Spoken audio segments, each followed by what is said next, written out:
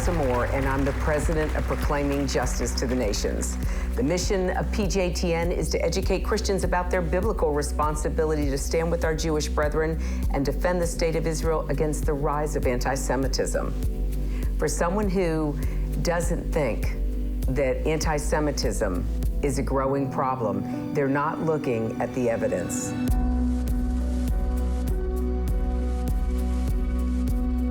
In the United States, we saw an almost 70% increase in anti-Semitism.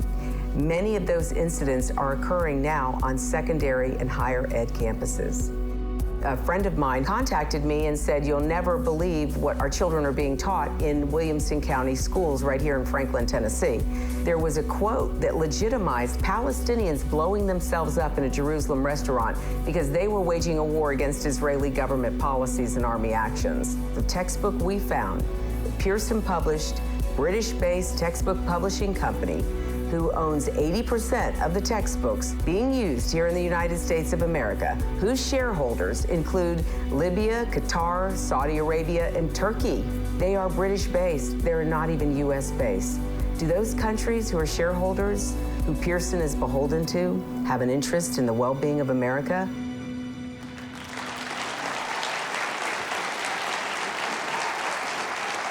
She serves as special envoy to the United Nations for Human Rights and Anti-Semitism, but her fight goes much further than that. Would you please welcome Laurie Cardoza-Moore. Laurie, it's great having you here. Thank you. Great to be here.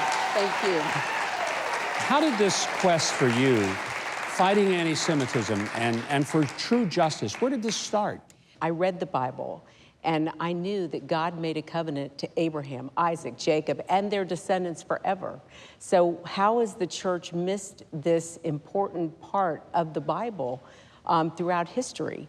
When you go back and you look at the pogroms, the Inquisition, the Holocaust, you know, it was typically Christians who were involved in persecuting the Jewish people. So take, for example, the Holocaust. Germany was a Christian nation. So how does this happen, Governor? How do we find a society, a culture that is Christian-based, Catholic and Protestant, that would allow and tolerate the murder of all these Jews, 6 million Jews? A lot of my Christian friends don't understand why Christians are so supportive of Israel as a nation and the Jewish people and are fighting anti-Semitism. Do you get that from Jewish friends? Absolutely. What do they say? The Jewish community is shocked that Christians would fight for them. I have Jewish friends who say to me, "You're more pro-Zionist, pro-Israel than most of the people I know." You also are fighting what is really, to me, one of the most insidious dangers going on in their country, and that's textbooks that our children are being exposed to, not just at the university level, but at the junior high level, the elementary level, the high school level. 30 miles south of here, belt buckle of the Bible Belt.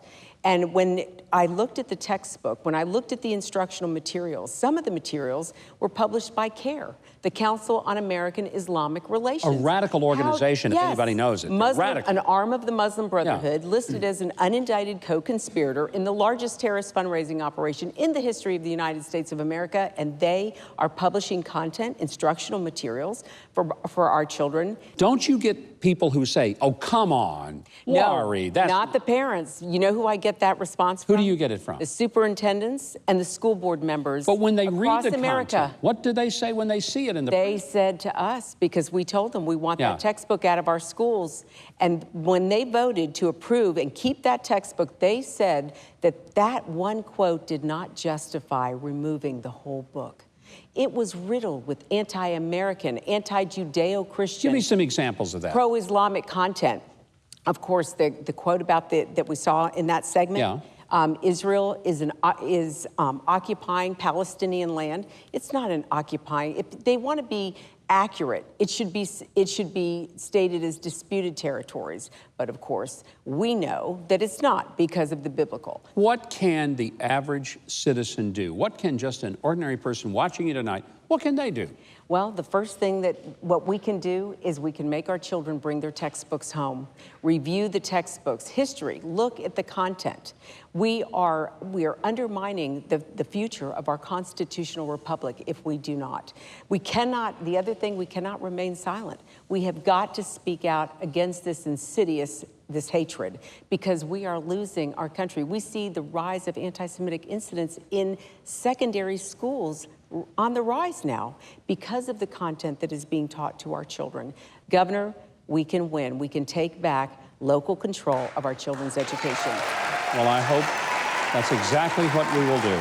So, on that note, I want to switch gears. Okay. Because you've honored me by having me on the program Well, thank you. tonight. You've honored us to be here. I am so grateful. Are we not grateful for this man? Thank you. Thank you.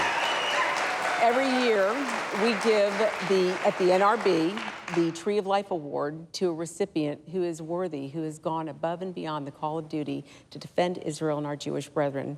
And Governor Huckabee, it is an honor for me to present to you the Tree of Life Award, Ed McAteer 2019 Tree of Life Award for you only, sir. Thank you.